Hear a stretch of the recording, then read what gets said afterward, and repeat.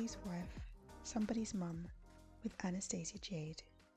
Welcome back to my podcast. Welcome home. I'm going to dive into the mental shift that happened to me when my daughter turned 1 the other day. And I want to talk about homemaking as well. My daughter just turned 1, which is so crazy and exciting. But it was a very sobering moment for me. Usually when birthdays come around, even for me, I think about just celebrating that age in itself, that chapter that you've just come to or just closed of your life. But when it came to my daughter, I found that for the first time ever, for birthdays, I didn't see it as her celebrating her first year of life. I saw it as her stepping into her second year of life, her second age, her second chapter. And the night before, my husband and I were talking about how we felt about having a 1-year-old. And I was telling him that I actually felt scared. I was nervous. I was anticipating the characteristics and the developments that come with the becoming of a 2-year-old. I was thinking about the terrible 2s, the terrible 3s, and just the behavioral changes, the mood changes. And I just felt a very strong urge within me that now is the time to amp up discipleship and discipline, because my small human is now becoming, and every aspect of who she will be and what she will do needs to start being nurtured from this tender age. The patterns, the habits, the training, the discipleship, all that we do with her in this young, tender age is what will bear fruit in her teens, in her adolescence, and in her adult life. My small human is now becoming. So I felt a greater need to be intentional, to really think about who is my baby? What is her purpose? What are her gifts? Because these are things that will begin to come to light. I know at the age of 2, where she's developing, she's not going to show all of these things immediately, or maybe even anytime soon. But I'm aware now that these are things I need to look for, that the things that she seems to enjoy the most, cling to the most, want to do the most, are things that would need to be nurtured. Because when we nurture these gifts from young, that's when we raise our children to be excellent in the area that our God has blessed them with. And this pressure came to me because I am a stay-at-home / working from home mum. So our child is not in childcare. I am the childcare. And so the mothers who gave birth around the same time as me have gone back to work and their children are in childcare. So I'm thinking around this time, a year postpartum, is when most families put their children in childcare.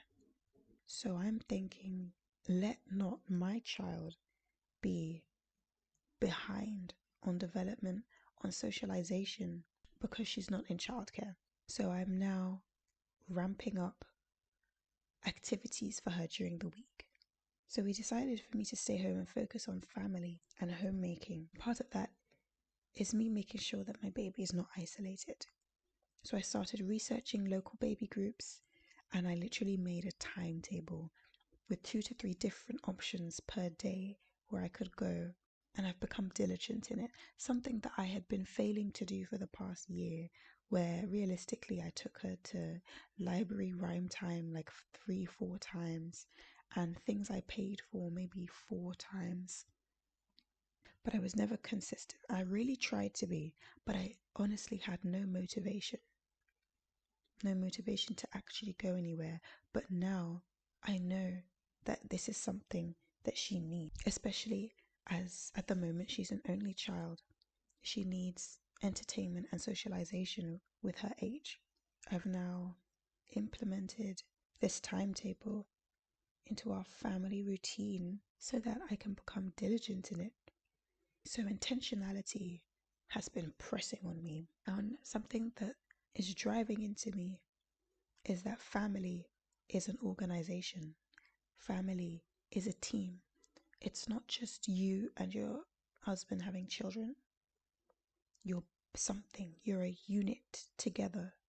And if we again reflect on Paul's statement that marriage should reflect Christ and the church, that the husband is a representation of Christ in the home and the wife is the bride of Christ, his church, then surely a family must also mimic a church and should have structure.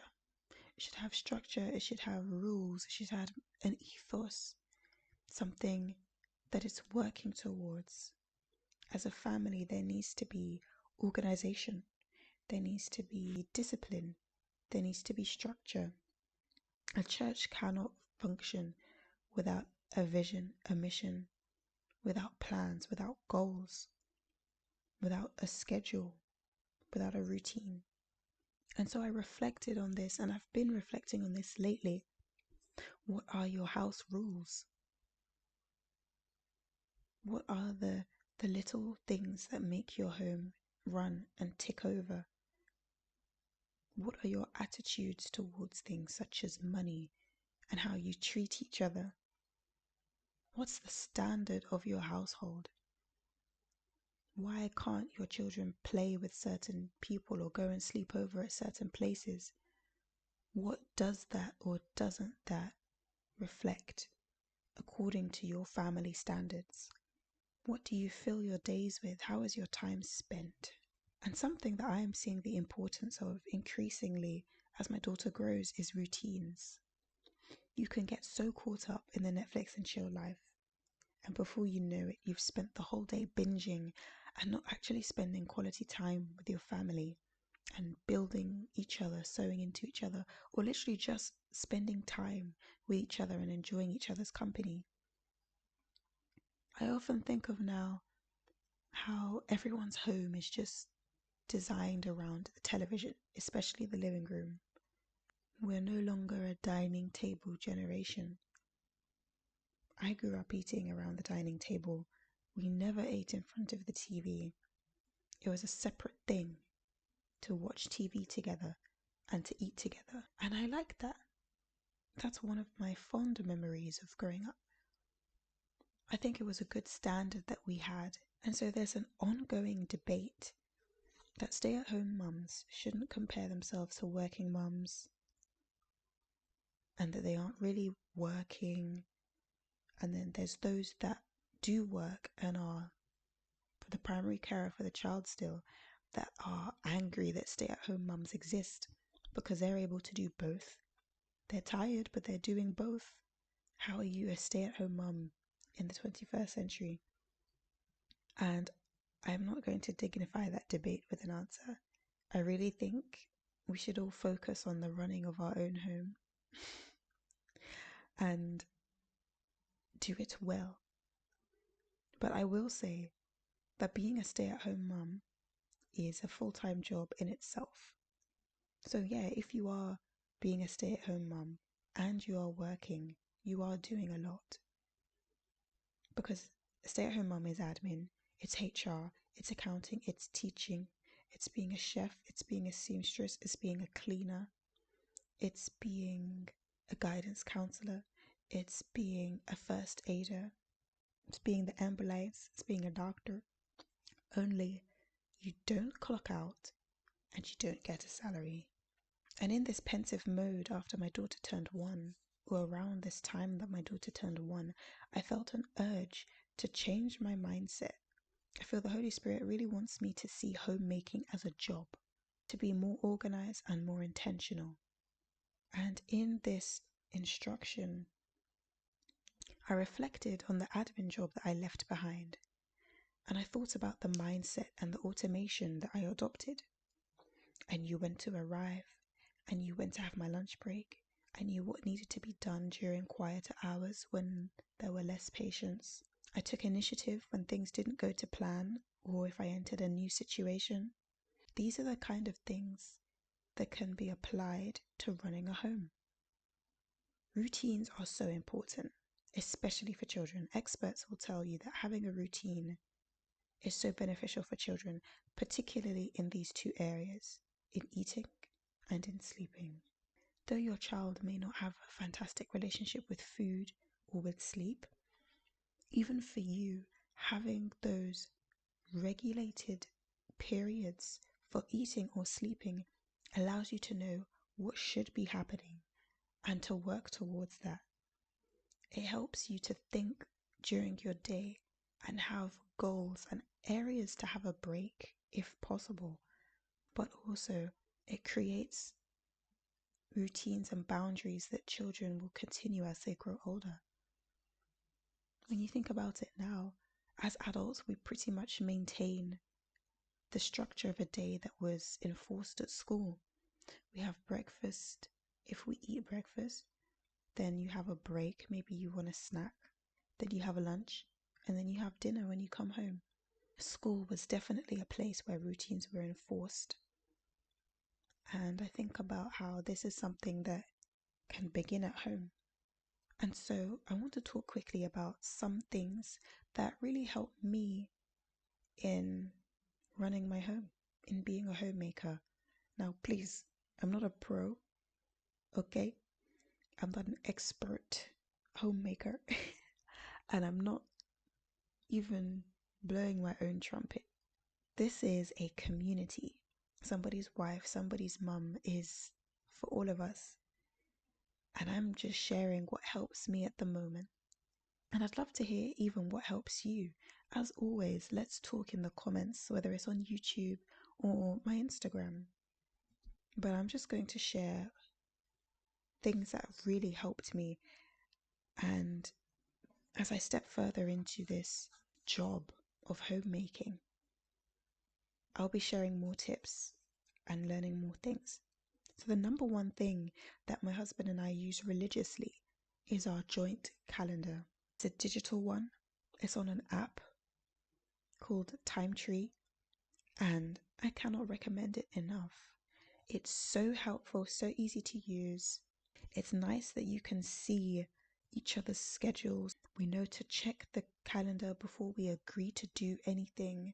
We know to add things to it as and when we know what's happening, and to inform the other person when things are coming up. Absolutely love having a joint calendar. So useful. Organization is just key to maintaining peace in the home, I think. Having things in plain sight is invaluable, especially for men. Men need things easy. Men need things plain and simple, uncomplicated. And these areas where you can facilitate organization will 100% make the home just that bit easier for both of you. So another organization tool I use is I made a custom spreadsheet for grocery shopping. It's on Google Drive, so it's shared. And anytime we go shopping, I have the list, or if my husband is going by himself, I send him the list. And most recently, I actually filtered it. So before, what I was doing was I had the spreadsheet and its columns have the price, the location to buy it, the quantity. And what I was doing was adding and deleting each time. But what I've done now is I've created this spreadsheet and I've written a list of every single thing that we eat and that we need to basically quantify it as a full house, that our cupboards, our fridge, our fruit bowl is full. Then I've added a column for need, don't need, and almost need. So now instead of me deleting and re-adding items, I'm going through the list we already have and I'm changing it to we need or we don't need. Then when it's time to go shopping, I change the filter of the spreadsheet to say need, and it will only come up with the items that we need. This is so helpful and it really helps us to stay on track. And so it's something I try to update weekly, but sometimes I edit it as and when I realize we've run out of something. It also has a price column that can be used to calculate the total so that you can stick to your budget when you're shopping. I'm really enjoying the organization side of homemaking at the moment. I'm not perfect, like I said, and I believe there's still more for me to implement, but what I have implemented at the moment is making our lives easier. We do also have a finance spreadsheet, and that template I got from our premarital counselors. Shout out to Auntie Nicola and Uncle Glenford.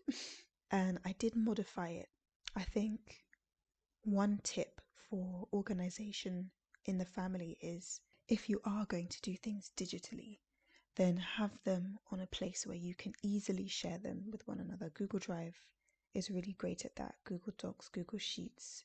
So the finance spreadsheet helps us to see the overall view of our incomings and outgoings, our earnings and our outgoings.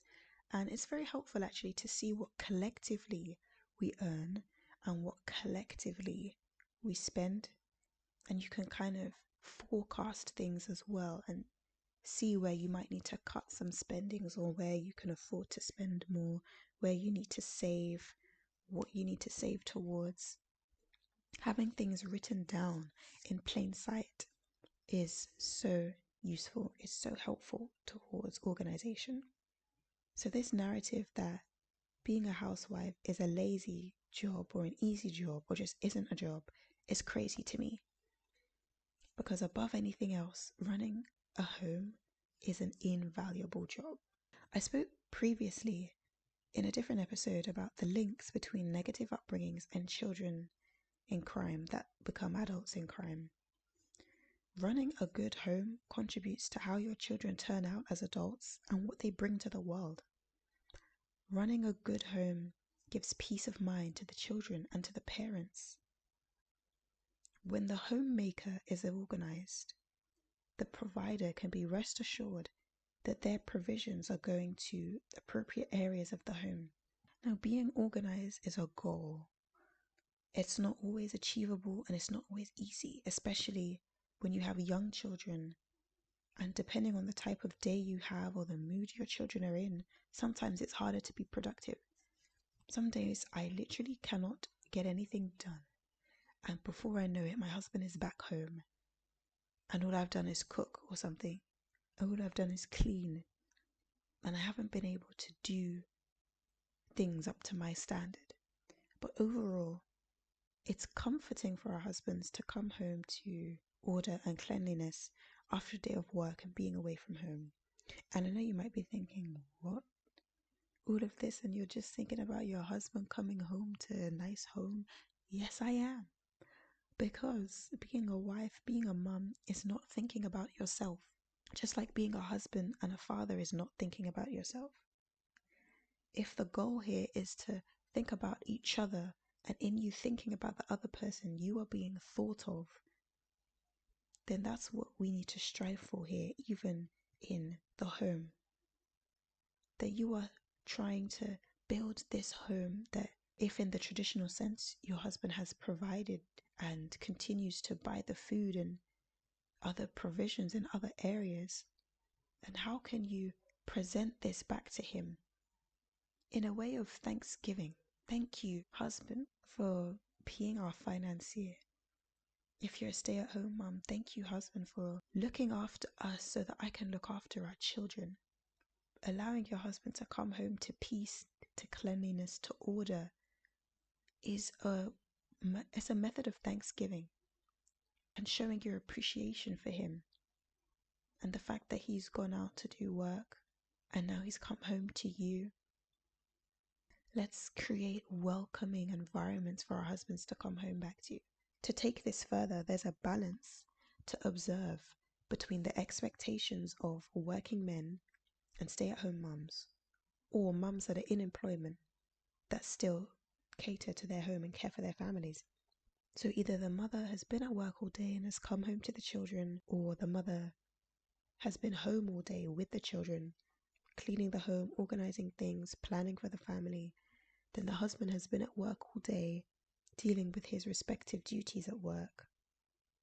Then when the husband comes home, there's two angles of things that happen. The wife most likely wants to hand over the children and some duties, as his homecoming would be the first moment that she gets to hand over the children to someone else and get a break. The second angle is that when the husband comes home, he wants a break from the responsibilities and duties that he had at work. He wants a break from even responsibility and duties and wants to enjoy the home he is working for. Dealing with children and dealing with chores would add to the workload that he wants to be released from. Both parties want and deserve a break. So it's important to discuss with your partner what you want this moment of homecoming to look like. Do you, as the mum, hand over the children immediately, or do you give your husband a grace window for him to offload, unwind and reset so that you can later do the same? Because in you giving him that time and letting him as a refreshed man then take over the children and the home, you then get your break. Or did you eat first when he comes home and just let the rest of the evening unfold in unity? I remember when our baby was maybe 1 to 2 months old and my husband and I trialed night shifts, and I thought, let's try this because I was tired, waking up every so often. I'm a very deep sleeper, and as I said in my Groundhog Day episode, when you are going in and out of REM sleep, it's so hard to stay awake and to have energy when you've been woken up. So I wanted to try shifts between us where I have the baby for the whole day and my husband takes her for the night and allows me to sleep basically. So we tried this once and I immediately knew if we continued, our marriage would be in trouble. We would end up spiting one another. The handover was so bitter because my husband doesn't do well with minimal sleep and I'm not an early riser. So that abrupt 6-7 a.m. switch was just a terrible idea for us. What worked better for us was my husband taking my daughter in the morning for some time and allowing me to lie in, but the night shift did not work. Conversation and communication is very important, but sometimes you can just observe things and see that things don't work and shift your patterns accordingly. So if there is a moment where your partner comes home and it's just stress, it's a bit tense, then something needs to shift that would allow you both to feel good about the exchange. So another helpful tip for productivity at home is to have a family menu. So I made one. It's actually in the same spreadsheet as the grocery shopping, so that I know that what we're buying will allow me to make certain meals. It's a week A to C rotating menu, so that instead of always asking my husband what he wants to eat, because I'm very indifferent about food, I will eat anything, I cook something in bulk and I put some in the fridge and I freeze some, and 9 times out of 10 he will eat what I've made unless he really wants something else. And what I've noticed is that often there's the impressed moment of, oh, what did you make? And I've made something that actually he wants to eat that. And that's just another way of thanksgiving towards your husband and serving your husband and showing appreciation that you've already got this area sorted and there's not another thing that he needs to think about as the provider. Obviously, there are things that women, mothers are always thinking about. And there are areas where men can offload that thought process as well. But in terms of the woman's side, where you can help your husband to not have to think about everything provision-wise, something like cooking, something like food can really help if you plan ahead and just know that what you're making is something that he'll be happy with. Some people make separate meals for their husbands and for themselves. I used to think, why on earth would you do that? But I get it. Me personally, I'm so unbothered. I think my husband and I have pretty much the same taste in food. I love what he loves, and if I'm not in the mood for what he wants to make, I'm not gonna lie, I'll probably eat it anyway because I cannot be bothered to do 2 meals. I already do another meal for our child. I'm not about to get a 3rd pot going. And that is also where the freezing of extra food comes in handy. That if you're not in the mood for something your husband is in the mood for, you've already made something earlier on. I have just gotten into meal prep. And if you don't do this already, I cannot recommend it enough. Cooking bigger portions and divvying it up for later on is a life-saving activity. Cooking every day is tedious and is time consuming. Even if you don't want to make big meals and fridge and freeze some, you can pre-chop vegetables and put it in the freezer. You can pre-season meat and freeze it. And believe me, cooking it from frozen, it will absorb the seasoning and it will still taste as good. And it's just such a helpful tool. When you are homemaking, you're already thinking about so much. Cleaning the children, nurturing, you're entertaining the children, you're planning for this, you're doing that. Cooking every day is not the one. It's just not. So any way that you can make this easy for yourself and cook maybe once or twice in the week instead, bulk meals, and just alternate throughout the week and maybe do the one-off cooking for the special thing you want to make, or if you want to bake, for example, that will make your life so much easier. And where you've saved your time in that area, you've redeemed time for yourself. Now, I cannot talk about homemaking without talking about the legendary Proverbs 31 woman. And so in preparation for this episode, I reread Proverbs 31. And the title of this section of Proverbs 31 is The Virtuous Wife. So I researched what virtuous means, and it means chaste, morally excellent, or conforming to moral and ethical principles. So a virtuous woman is a morally excellent woman who is also ethical. And as you read Proverbs 31, you'll see that this embodies that she is caring, compassionate, charitable. Oh, these all begin with a C. Hello. And business-minded. And these are all aspirations then for a virtuous wife and mother.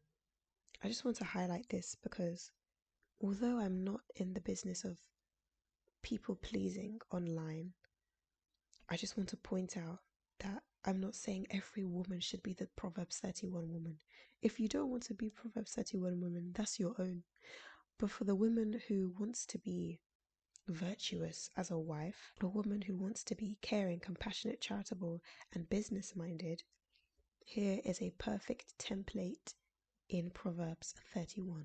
If we look at verse 27, it says that she watches over the ways of her household and does not eat the bread of idleness. And what this says to me is that the virtuous woman watches over her home. She's involved, she's present, she doesn't go with the flow. She's watching over her home, she's supervising. And I researched what the term eating the bread of idleness means, and it's as it sounds. It refers to being lazy or being slothful.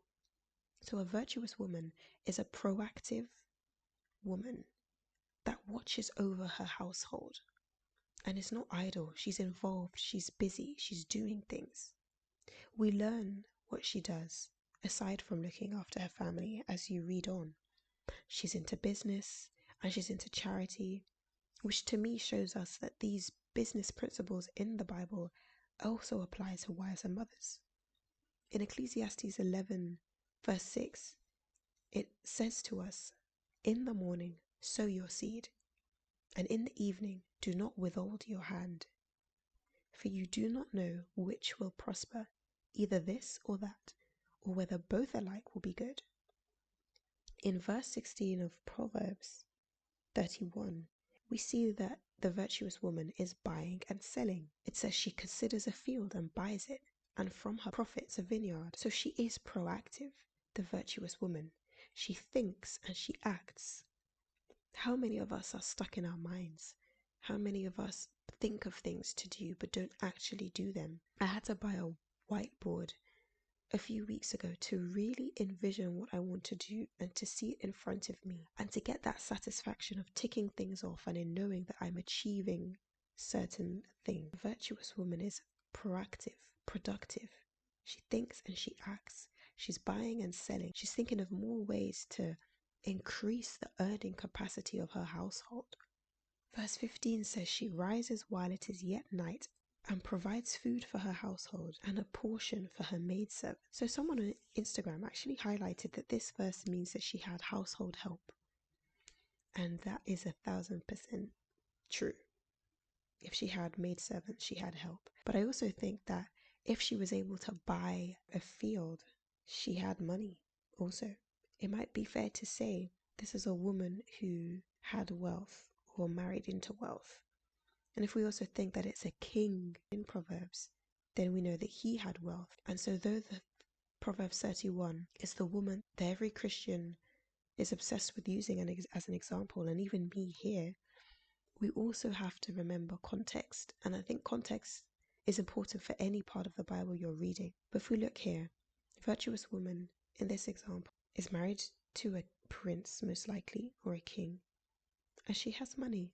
And so all you can do in this example is know where your strengths are and be virtuous in those areas. It is so much easier to function when you have the help and you have the support. And in this day and age, most of us do not have the help, support, childcare. We definitely don't have maidservants. And a lot of us women are solo parenting for the majority of the time as well. So where you have limited help, where you don't have a prince's income or whatever it is, know that, and this is where I always say that comparison is unhealthy. We can't compare ourselves to people. Everyone is in a different circumstance. They've got their own context, upbringing, all of this stuff. And even though the virtuous woman in Proverbs 31 is very idealistic and motivational, she most likely had a very different reality than the woman of today, the common woman of today. And so where you desire to be virtuous, but you have limited help, where you desire to be productive and to do the best for your family, but you may have limited help, where you may not have a village, you may not live close to your family. This is where you declare Psalms 121 over yourself. I will lift up my eyes to the hills. From whence comes my help? My help comes from the Lord, who made heaven and earth. He will not allow your foot to be moved. He who keeps you will not slumber. Behold, he who keeps Israel shall neither slumber nor sleep. The Lord is your keeper. The Lord is your shade at your right hand. The sun shall not strike you by day, nor the moon by night. The Lord shall preserve you from all evil.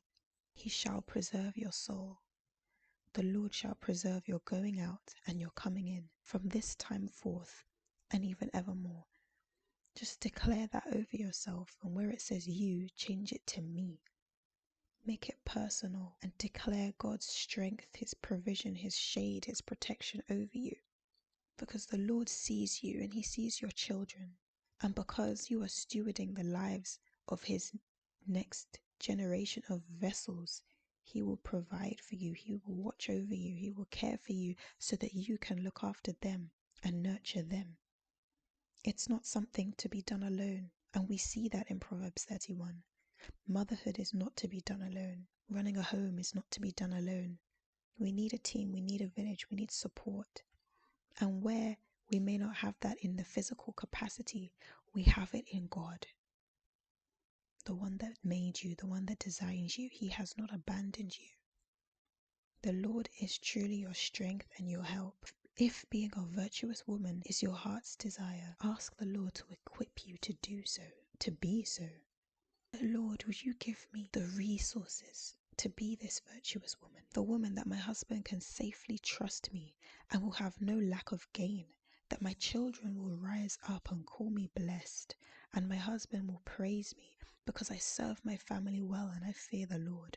Lord, would you search me and reveal to me what areas I can improve in, that I will be that virtuous woman.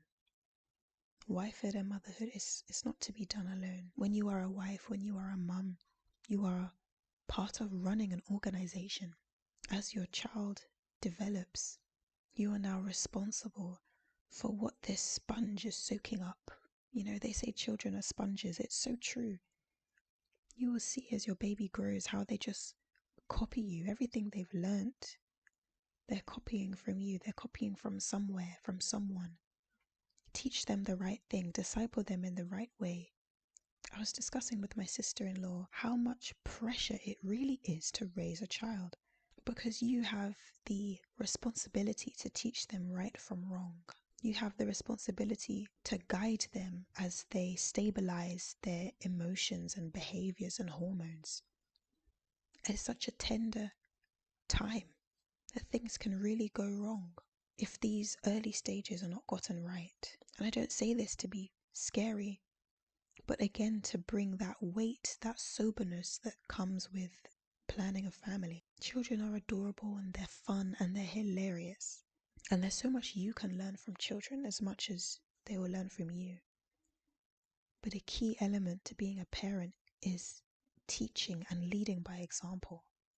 I always say to my friends that your life is really not your own when you become a parent.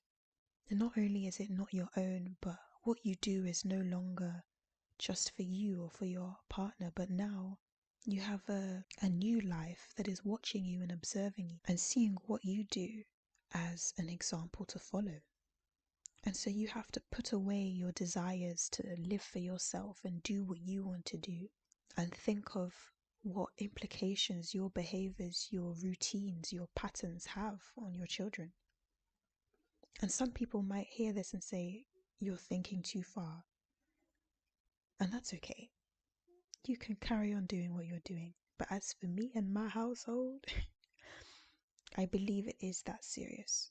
Down to the spouses that our children end up with, down to the jobs they choose, down to whether or not they find Christ for themselves. It all starts at the home. It all starts at their foundation of their lives. So these are the things that just hit me like a ton of bricks when we celebrated my daughter's first birthday. That actually now I really, really, really have work to do. So I'm going to round off here. Thank you so much for listening. I hope you were blessed. I hope you learned something. And I hope you're excited as I am for future episodes. Thank you so much for tuning in. And I'll see you in the next one. Bye bye for now.